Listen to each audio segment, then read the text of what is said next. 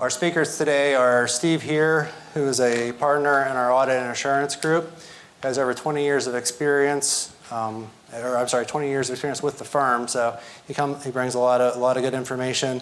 And Angie McCoy, who's a senior manager in our ERP solutions group. She has over 15 years of experience of technology, software matters, so I leave you in good hands. Thank you. Good introduction. Okay. Good afternoon, everybody. Thank you for the introduction, Sean. As he mentioned, Angie McCoy, this is really her wheelhouse. Can everyone hear me okay? Okay, great. The topic is a little different than what we've covered so far today. We're going to hit some technology matters, try and tie in some of what we've talked about earlier today into the technology side of things. And that's really what Angie has done an excellent job with our firm at doing the past few years. As Sean mentioned, I'm on the audit side, so my primary role was to try and make this hour qualify for A&A credit. It didn't work, so I apologize for that, but I'm going to chip in wherever I can. We like to collaborate and work together. We tend to draw all of our resources at GYF to solving business needs. So she provides a lot of the technology know-how and a lot of the detailed information, and then I'll collaborate with her from time to time on some of the more business development issues, the accounting background that usually is a part of those projects that she's doing. So with that said, Jeff and Erica spoke this morning about A&A updates. A lot of ASUs have come out over the past few years, some big, some small. Some of those are going to impact how the organization processes information. Those pronouncements will usually result in changes to how transactions are measured, when they're recognized, and they may impact the disclosures that a company needs to make. And so I guess the question that Angie and I are trying to address here is, how do those changes impact your accounting process and the technology that's used to gather that information?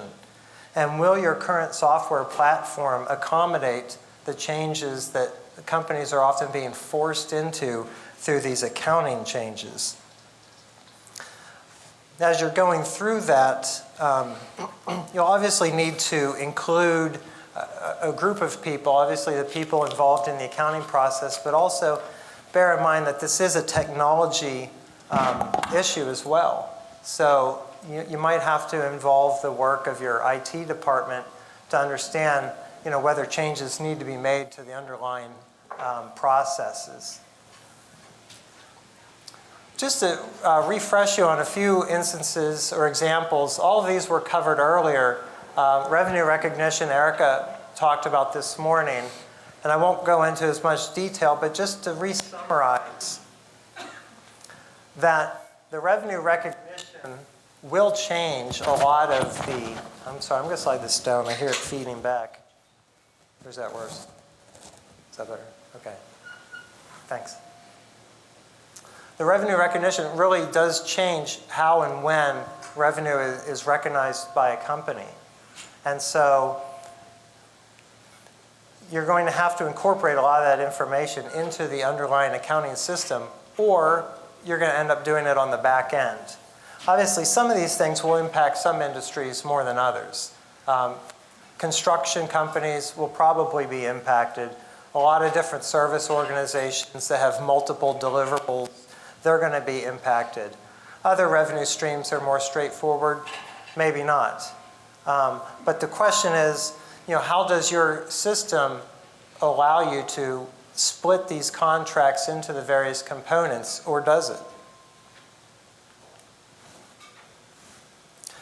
Leases is another example. Again, this was covered this morning in terms of the changes moving away from capital lease into operating and financing, all of which are being recognized on the balance sheet. And then recognizing that as a right to use. So you won't have the true operating style, just expense it on a month-to-month basis. You'll have assets and liabilities, both of which will need to be tracked, both of which will need to be amortized, and usually those amortization methods won't be the same for the asset and the liability. So having a system, especially if you're doing a lot of leasing activity, having a system that will incorporate this information on day one and allow you to systematically and automatically amortize these items so that you don't have to do manual adjustments on a month-to-month basis would be beneficial, especially if you can also take that information and tie it into your asset management system. And then the last example I was going to go over, just by way of introduction, is consolidations. And Jeff touched on this as well. There have been a lot of changes in how consolidations are treated. There are different approaches depending on your level of ownership interest or control. As those rules change, again, can the system incorporate those changes? When your ownership interest changes, does the system pick up on that and flow that through automatically? Or is your accounting department going through and making manual adjustments to both how that's accounted for as well as disclosed? So then just to summarize all of that, and then I'll let Angie get into more of the process on the software side, is what do all these upcoming changes mean to our business? Do we have new reporting requirements? Do we need to be gathering this information and entering it in a different manner than what we've historically been doing? And then is there a compliance issue? So how much of your processes are going on outside the system? And what does that mean from a compliance standpoint? Do you have the same controls? This is my auditor side now talking. But do you have the same controls over all these processes that work, but they're not under the same structure of the system? And maybe they don't have the same type of controls over errors or manipulation. Yeah, so as Steve was saying, a lot of what we're talking about today is driven by some of the changes that are coming down the pike that you're going to have to address with how you're reporting. But more importantly, some of this may not apply right now to you today, but think about in the software selection process, at some point in your business life cycle, you're going to have to address the technology architecture that you guys are currently using and transition to something that will already be ready for things coming down the pike financially. So when pronouncements are made, those best software solutions that are out there handling financial packages, they are usually the ones that already have the heads up and already have a pathway to addressing any new changes that are about to occur, whether now or down the road. That said, a lot of us are on legacy systems running our businesses today. So in considering all of this, think about at some point in time, you may want to transition off of that legacy system to another system. There are packages out there that are specific to industries, but there are many packages today that are very good financial packages with industry-specific solutions. So you have choices out there, and the choices can be overwhelming. So as we're talking today about the impact that new guidance can have on your technology, think about, too, looking forward about, well, maybe it's not just the new guidances, but maybe it's something we need to look at as far as addressing upgrading our systems. So the technology infrastructure, the best way we've approached with our customers in considering what the next generation of our architecture should be is to take a step back and really analyze where you are today. You need to understand what your full business platform and applications are. And that sounds pretty straightforward. It sounds like, especially you in finance should know what IT is managing because you're seeing the bills or whatever coming through. But it's interesting that a lot of people don't understand how it all hangs together. They just know that there's applications showing up on a desktop and that's what they're using today. But you really should in addressing, because it's going to be a big decision to change software solutions. It's a big buy, regardless of its cost of software, cost of hardware, or cost of people investment. So the first question you need to ask yourself is, are we comfortable with the platform that we're on today, and what is that platform? For some of you that were here last year, we talked about the cloud technology that's coming up. Well, it's here to stay. So unless you are on an industry-specific package that has certain functionalities that can't be addressed by the top software vendors out there, you're most likely going to the cloud, if not today, in the future. That said, if you're currently on a legacy system, you need to understand what are the pros and cons of being on that legacy system. Legacy is the on-premise. It's secure, it's on a machine that you're maintaining. Are you comfortable with it? Is it the uptime solid? What's the lifespan of that server that's holding your software? Are you in compliance with the upgrade of the current software vendor? Is the software you're running, the software pretty close to the native of the legacy software solution, or have you customized the heck out of it? So it's that kind of thing from a platform perspective. What are the pros and cons? From understanding the applications in and of themselves, what's your data architecture that you're running on? Do you have all the data in one place? That is there a system of record that you guys have for your data? 9 times out of 10, you do not have one system holding every process that runs your business. A lot of times people may have Salesforce out here for their sales management. They may have a financial analysis package over here when they're doing any budgeting or processing. But who's holding the actual data? What's the system of record? Typically, it's the accounting system that is holding the entity system of record. And that's where that data architecture becomes important for your current system in understanding what your next technology infrastructure should be. You need to understand, how's your data hanging together right now? Do you have interfaces going on? Are your transactions flowing through a workflow engine? Or do you just have people entering transactions, and outside of a system, you're maintaining approval processes through paper trails? You just need to get that on paper. What are your standard operating procedures?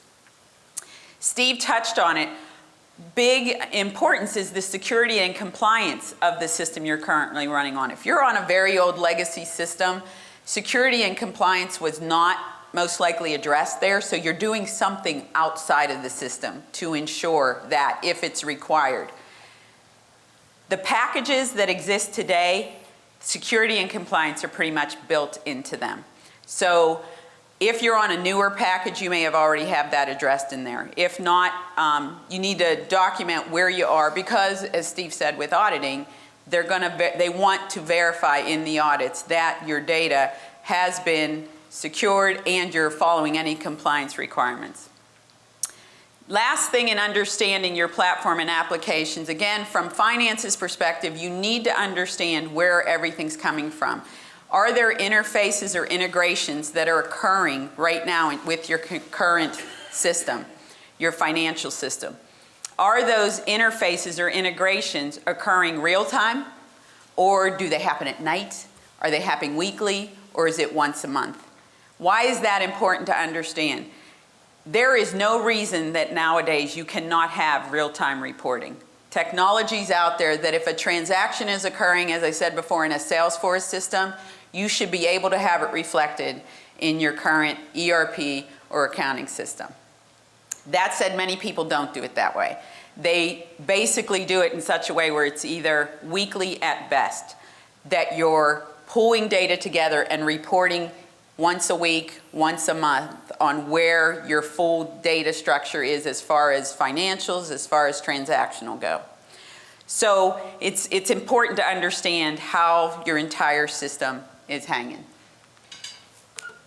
Right, and just to talk a little bit more about that process, and Angie mentioned the importance of being able to document everything that goes on. And it's not just the native accounting package, but all these other programs that are integrated with that, or maybe not integrated, but maybe they're part of your process. Accountants love spreadsheets. So oftentimes we'll see businesses that are using spreadsheets for a lot of different functions. Sometimes it's a system limitation. The system can't do it. Sometimes it's just a comfort thing.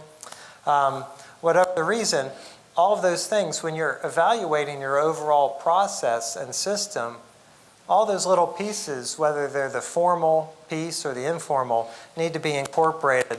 I just put up on the slide a few examples of things that we tend to see when we're out at clients' use of spreadsheets and things outside the system.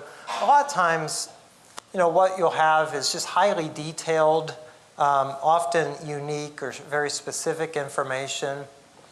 Most systems aren't going to track that easily without requiring some sort of customization. So those things need to be considered when you're evaluating, and maybe customization is the right answer, maybe a different process is the right way. There's really, with all of these things, and we haven't spoken to this too much yet, but there's a cost-benefit trade-off to a lot of the decisions that go on. And just to wrap up sort of this integration concept, as Angie mentioned, there's a lot of other processes. So oftentimes inventory might be in a completely different system. Customer data that's important for the sales process, all of the sales process, is often outside in a separate system. Maybe it integrates with the accounting function, maybe not. Maybe it needs to be a manual entry at the end of the month.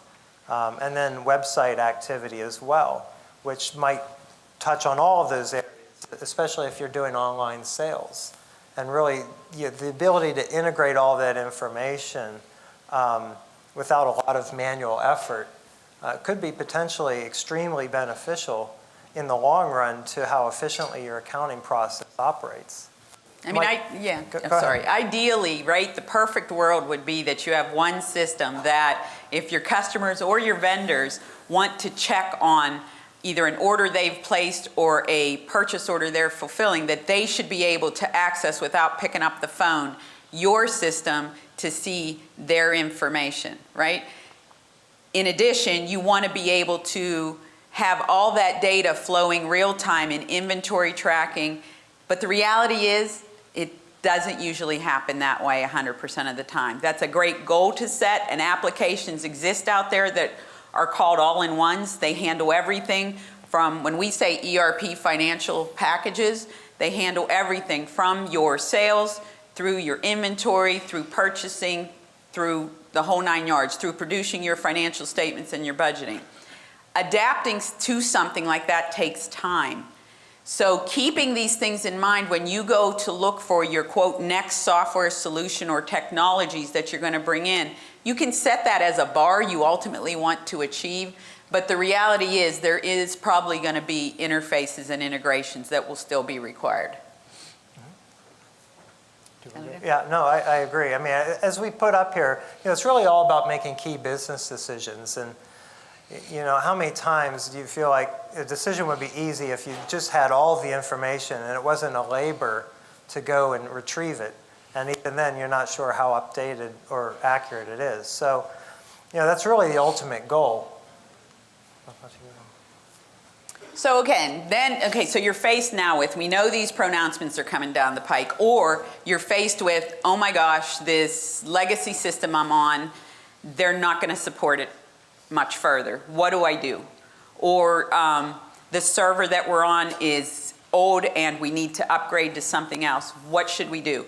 This is your opportunity to step back and look at what can we do to eliminate those obstacles to take us to addressing pronouncements or resolving the limitations of the software.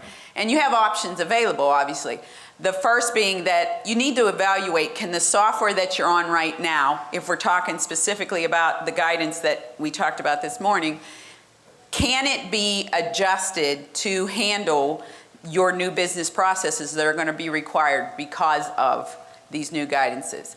If it can, great. Stay on it if you can. If your software, you have a good maintenance agreement with the vendors, the hardware that you're running on is fine, or if you're in the cloud already, your processes, you can adjust them without too much disruption, then stay with the applications that you have today. In a lot of cases, though, don't take lightly that adjusting the business processes to adjust to the new pronouncements that have come down or guidances. People have a hard time breaking old habits. So you need to spend the time to evaluate what's the impact of these new processes if I integrate a new standard process to address financial business requirements. What's the impact on that end user? Can that end user adapt to this? Is it going to make the process less efficient? If it's much less efficient, then maybe even if the software is capable of handling whatever's coming down, maybe you should still consider the next thing of, should we go look at a new software solution? Or should we stay and customize what we have? There's cost to all of this. Regardless, if you take on that task of changing your technology, there is some cost.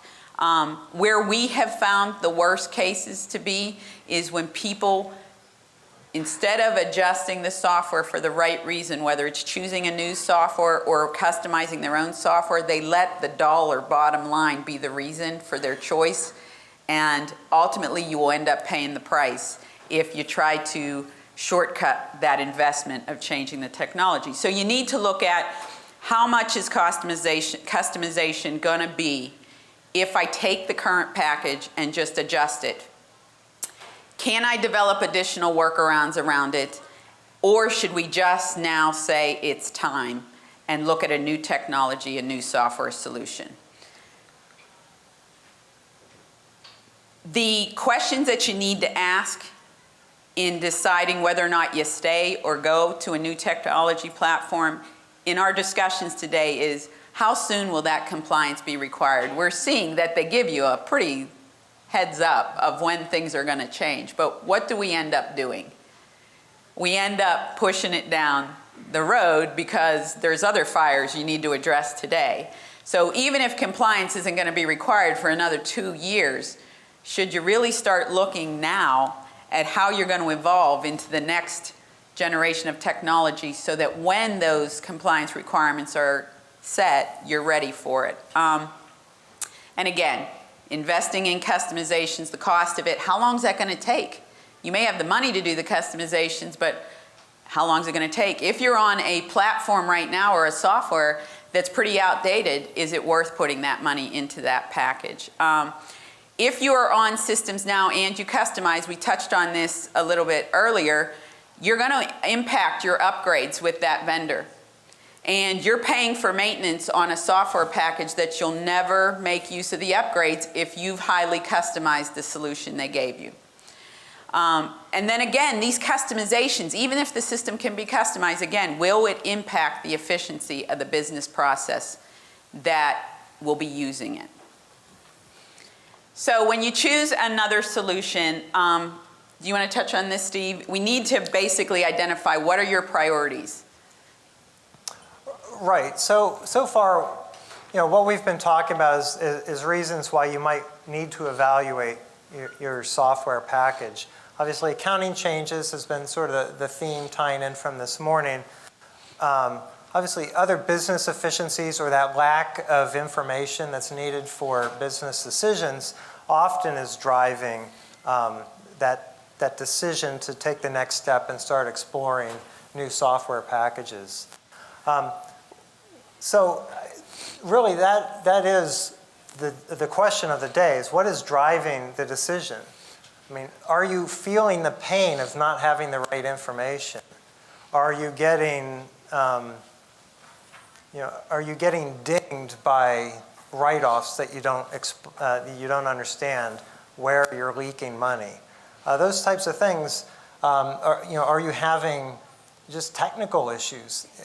Nothing is talking to each other, and it's really preventing you from getting the closing process done, or maybe proper ordering of inventory, whatever the issue is. There's a million of them. right? So you need to lay out what are those critical issues that need to be addressed and resolved.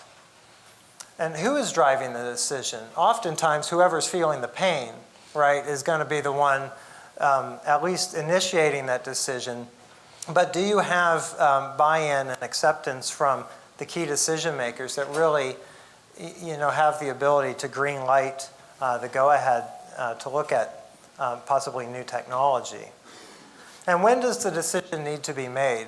And Angie does a great job of, and she'll walk you through sort of how detailed and how important the selection process is. It's not to be done lightly. There's a lot of important factors that go into that. All of that to say that the decision probably needs to be made well in advance of when you want to have this in place.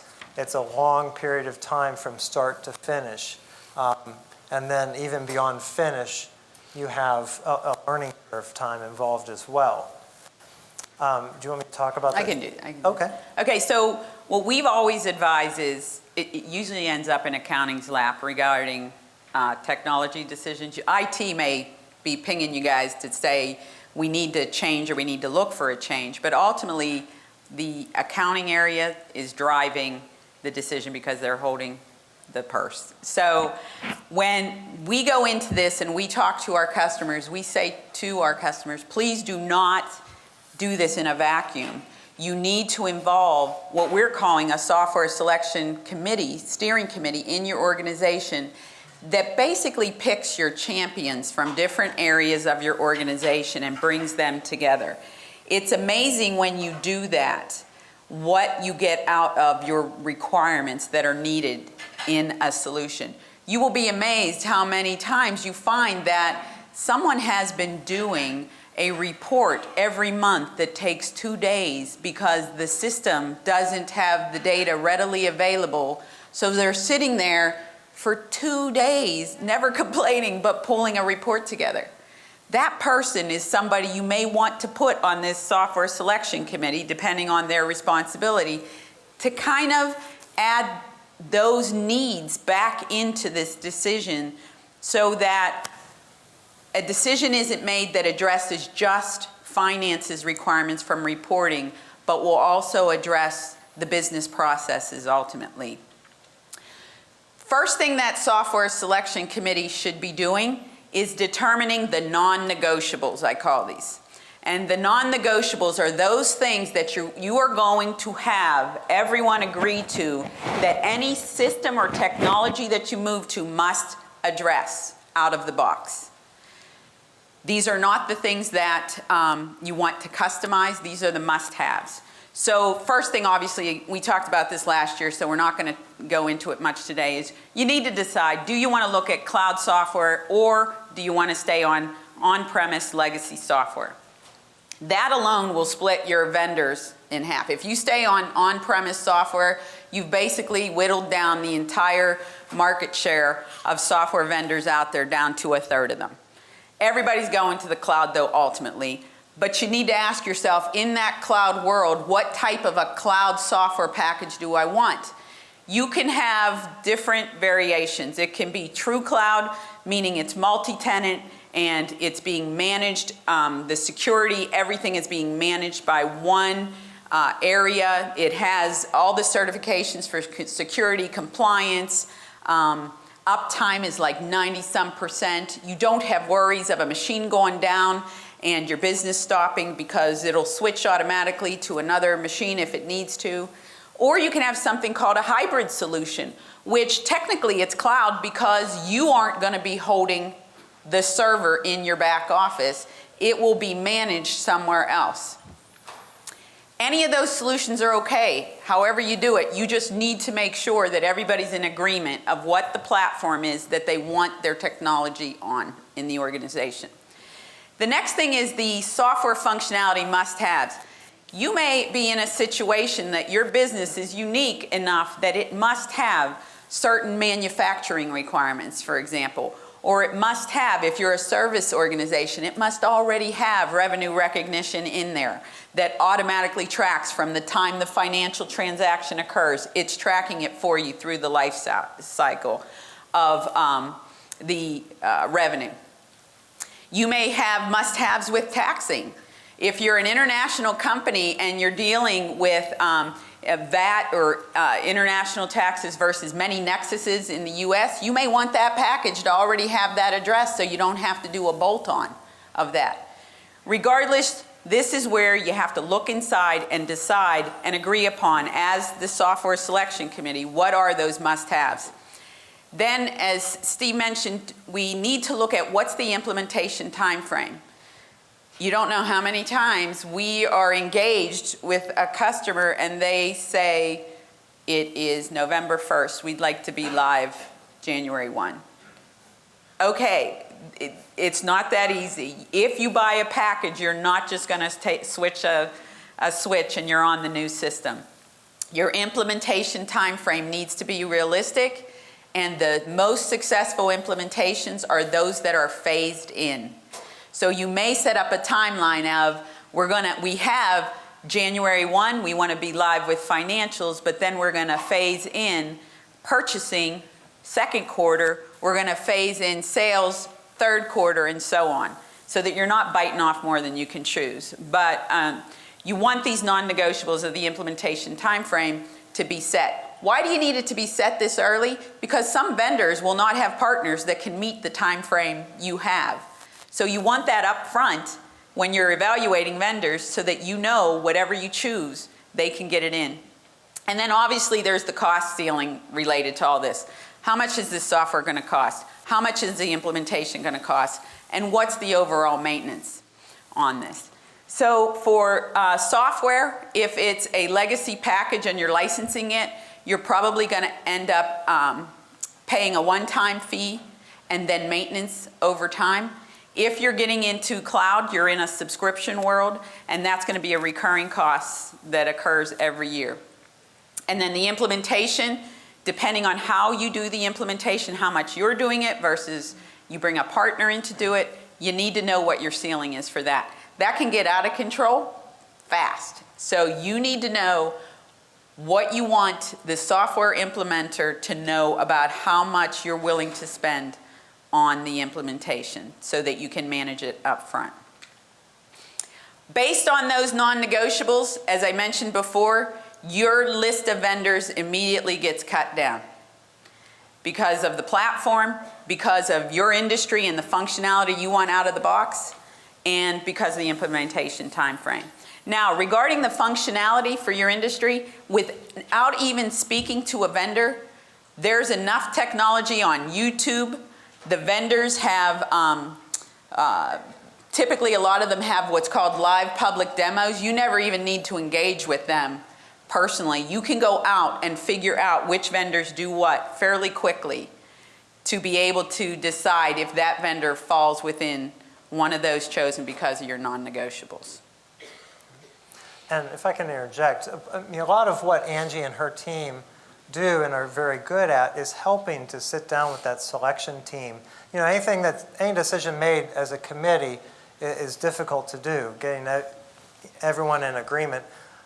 Angie as a third party coming in, being that sort of outside perspective, really can help, and having the insight and the knowledge of the industry can help to provide some answers to questions. If you're talking about, well, aside from cost considerations, what else would I need to know about cloud versus on-prem considerations? Angie and her team are good at answering those questions and helping to identify those must-haves just based on listening and hearing, what's being discussed. We have our battle scars, so we know. Right. So thanks. So we talked about setting the implementation time frame, but what you also want to set is your software selection time frame. You don't want this to go out for 6 months. If you have come to the conclusion that you're going to need to choose a new technology or software for your business, set the decision timeline on when you want that, when you want that to occur. So the deal is you've got to take into account, though, who's on that software selection committee and what do they do day to day. as I said, you can't let that committee or that decision point go out 6 months, but don't expect it to be done in 1 week either, because people have their day-to-day jobs, and we're asking them to take on another responsibility of setting what the next software is going to be for the company. So you need to be cognizant of people's availability and commitment to do that. You want people that are committed to do this on that software selection committee. The thing that takes the most time is gathering your business requirements. You may know what somebody does, you know what the clerk does, the AP clerk does. They take the vendor bills, they put them in, they get them approved, and whoever in AP is paying the checks. But did you realize that once a week they also do X, Y, or Z, or once a month they're doing these kind of things? It's amazing how much individuals within an organization have their responsibilities and their business requirements that people have taken for granted over time, because a report just shows up on my desk. I don't know where it came from. Well, again, remember, that person that takes 2 days and we didn't even know about it, gathering all that is doing that.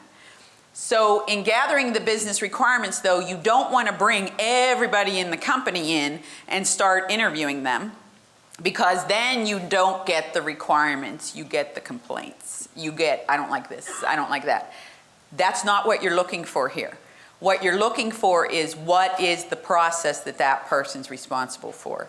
So a good way to concisely do this is to give them a questionnaire first, then set up a meeting and discuss their top 5 responsibilities.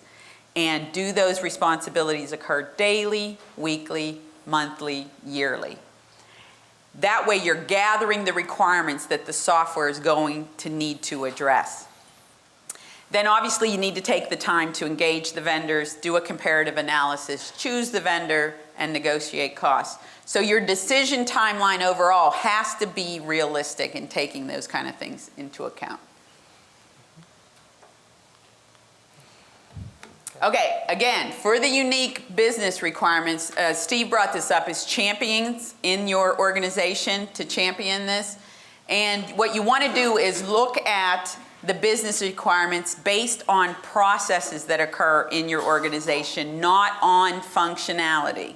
Did you want to cover some of this? Well, sure. So you can see some of those main areas of processing responsibility. Financial services and reporting would be, you know, the traditional accounting function, requisition to procure to pay. I mean, going all the way back from the initial, hey, I want to buy this, and then how does that process flow? What are the controls over, you know, approval and authorization? You know, who can initiate these sorts of things? How much of that is done in the system? How much of it's controlled by the system? A lot of that is, you know, can be done at a very sophisticated level. You can design it all sorts of ways. Inventory management as well.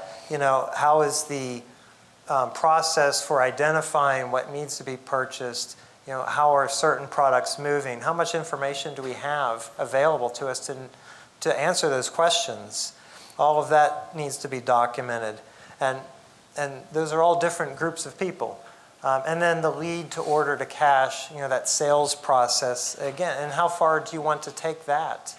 I mean, do you want to go all the way back to the prospect level and really tie it in with your sales database and your sales process for developing leads and opportunities? So all that needs to be documented. The more you document at the outset, the easier it is to make good decisions and design if you are going to go with a new platform to get it set up to address a lot of not only those must-haves that Angie talked about, but also, you know, making it very comfortable to the way you want to do things. And those champion employees, I mean, that's 50% technical in terms of who does what and making sure you get people that really understand the flow of information. It's 50% you know, personality and emotion driven as well. I mean, this is an important team, and it's going to have a lot of you know, a lot of conversations about you know, which which is the best method of doing it. And it sounds very dry with Angie and I up here on stage. And then you get in those meetings and you would think it's election season all over again. So, having the right people in place, that exhibit leadership and really have a buy-in. As Angie said, they're not going to just nitpick the whole time and undermine, the movement of the committee and the team. So once you get all that in place and then can document those processes, then you're ready to move on to more of the vendor shopping. Yeah, and so to follow up on what Steve just said, another issue that comes up and when you're documenting those processes, where is the information coming from? We touched on the Salesforce thing. So that lead to sales to cash process that we talked about, you can't forget those processes that you're going to need to have some kind of interface to. You want to choose a vendor that is able to import data either real time or however often you want it into your system. So that's a requirement that you're going to need. You don't want to dismiss those kind of things.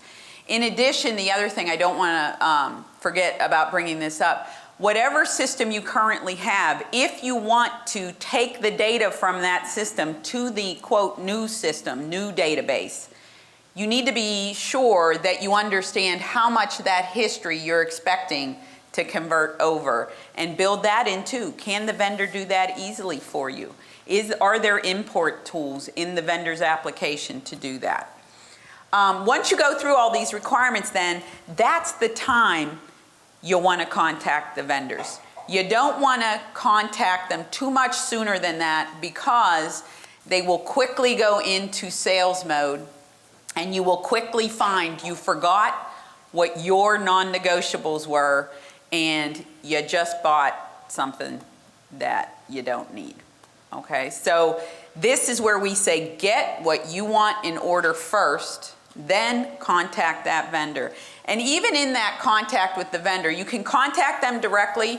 If you go on any of the software vendors' websites, there's contacts information. Once you do that, they call you immediately and you go through, they will go take you through their process of discovery of information. You can also work with local partners that deal with that vendor. So there's different software partners locally that will handle a Sage, a NetSuite, which we do, but also the Acumaticas, the Intacs, there's accounting softwares everywhere, and local partners are usually out there to help you. Two ways to approach with evaluating a vendor's package. You can do it through the traditional RFP, the request for proposal, but I will tell you now, most of these software vendors, they don't want to deal with that. We're used to, here's our requirements, now tell me, yes, do you do it? No, you don't do it. Yes, you do it with customizations. What does that mean though? Do I got to rewrite the whole system? That you're telling me, yes, you do it, but it's going to be a huge impact to change. Or yes, you do it, but it's with a third-party add-on. A lot of vendors don't want to fill out those RFPs. That should be a flag if they won't take the time to fill out what your requirements are, yes or no. If they don't, but they're willing to spend a lot of time with you in a conversational discovery and a showing you that yes, what you're asking is there, then by all means do that. So there's two ways to approach evaluating the vendors. The key in all of this that we're talking about is stay in control of the process. Don't give the process up to the vendor to drive you through it. You've done too much work with your software selection committee to engage the vendor, and then they hijack the whole thing and take you down a path, and you end up with something after the fact and regret it. So again, this is how you would engage those vendors. Once you've gone through and reviewed all the packages, what the vendor does, and you've done a good evaluation on the vendor as a company, please get references, get them early, get references in your industry. Once you have done that, then do an honest, objective, comparative analysis between the vendor, the software, how difficult, straightforward is the implementation, and cost. So that's important to gather all this information and do an objective evaluation. The key, before we go into this next slide, the key with that analysis is everybody on that software selection committee needs to be in agreement with the decision that's being made. The worst thing that can happen is you have dissension in that committee and you haven't gotten commitment, because remember, the people on that committee are your champions when you roll this software out. If something, and it always does, goes wrong in an implementation, you don't want that one person in the committee coming back saying, I told you so. Because software, you could have the best software package out there, but if people aren't willing to adjust to the way that package works within your requirements, it won't be a successful implementation. So once that comparative analysis is done, we always go through a process of tipping your hat to the vendor that you think you're going to choose, but don't lay out everything to them. They still have to work for your business. And when we say that is, now it comes time to negotiating with them. And this is where you need to discuss with them, if it's subscription-based pricing, don't let them talk you into subscribing to 100 users using the system because you're paying for each one, when for the first year, only 10 users are going to be using it. So be very aware when you're dealing with software vendors and you're dealing with subscriptions that you're only subscribing to what you're going to use today. And you can add on users as you need. In addition, make sure that if there's a discount agreement with that vendor, that discount isn't just the first buy, that they carry it through for you. So that if I subscribe to 10 vendors now, but I know in 18 months I'm going to have another 50 users on the system. If I do 10 now and 50 a year from now, can I still get the same discount? The support agreement. People always just sign the support agreement with the vendor. And sometimes that's a hefty percentage of the overall subscription. It can sometimes be 30%. Be sure you need that. Okay? Ask what is involved in that support agreement. If it's only, I'm allowed to call the vendor between 8 and 5 and I'm paying 30% versus somebody who has 24-hour support, your 30% is well invested if there's 24-hour support versus just 8 to 5 support. So be conscientious of that. And then again, when you're deciding on which vendor to choose, you want to be very sure that you know who is going to be implementing this software. If it's the vendor's professional services team, you need to know who they are before you subscribe to the software. You want to meet them because there is something with connecting with your project team. You want people that, if you guys feel this way, because a lot of these vendors now will do remote implementation, but a lot of us in Western PA, we still want to see the person implementing our software. We don't want somebody doing it in the middle of the night from the Philippines, right? But if you're comfortable with that, fine. You just need to understand how that implementation is going to occur. So make sure before you commit to one vendor, these type of things have been reviewed. I think we've covered this, but just to reiterate, as you go through that process, make sure that you haven't lost sight of those must-haves. What's driving the decision? Is everyone on board? I'm not going to dwell on it too much more, and I'm excited to see how this all comes out. So, what's next? Okay, then just pivot to implementation. And when we say pivot to implementation, that software selection committee, some of those people may be on the project team so that you have some continuity between why you chose this and how it's going to be implemented. In fact, you may even want to add another team there called the governance team that's more emotionally separated from any key decisions that will need to be made, that they can make a less emotional decision. What does success look like for this project? You've selected this software, but now to implement it, what are your list, your 5 points of what makes this project a success in implementing? And then how will project reporting and maintenance management go, and what's the overall implementation plan look like? The vendor's going to give you a generic, this is how you implement the software. What does it look like for you? That means, are you going to phase things in? Are you doing it all at once, or are you just taking certain business processes and converting them at a time? And then finally, it's just keep that vendor salesperson engaged. A lot of times what we find is you have somebody from the vendor who sold this to you and they've been a great salesperson and you've connected with them and they disappear, and now you're dealing with vendors' professional services. And internally at the vendor, they did not do a good job of handing off your needs to the professional services people. So what ends up happening in that case is you're reiterating your requirements that you spent weeks on with the vendor prior. You're reiterating them again to somebody who acts like they've never heard of them before. So we always suggest keep that vendor salesperson in project meetings. If not every project meeting, then on a monthly basis have them show up, either remotely or personal. Lastly, as you can tell, it's a long, complex process, requires a lot of planning. Hopefully you don't get too tired at the end that you forget to finish strong. Training should be emphasized. To really make this whole thing work and get the outcomes that you sought on day one, you need to make sure that you follow it up with appropriate training. Otherwise, you're just going to revert back into old habits. That training can take a number of forms. Software vendors are happy to provide that training. Maybe that's good if you need the accountability. That might be the way to go. Some places weigh that cost benefit and try to do it more of an internally managed process.